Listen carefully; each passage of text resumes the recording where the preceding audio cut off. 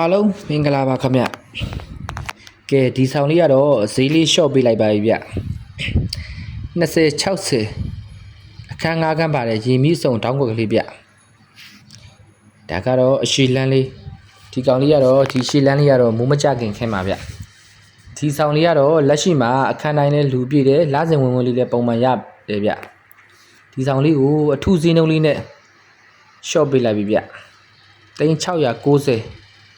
ညှိနှိုင်းဈေးလေးထက်ရှိအောင်ပဲဗျအနောက်မှာရေချိုကန်အုတ်ကန်ခါပါပိတာအင်ရှိလဲလမ်းကျတယ်ဗျကားဝင်လို့ရတယ်ကားကောင်းကောင်းရက်ထားလို့ရတယ်ခင်ဗျအဆောင်လေးကတော့ city stretcher လေးဖြစ်တယ်ဗျ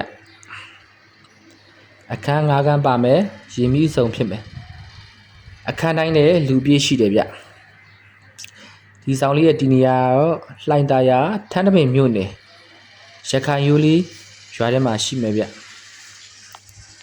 အားလုံးကိုကျေးဇူးတင်ပါတယ်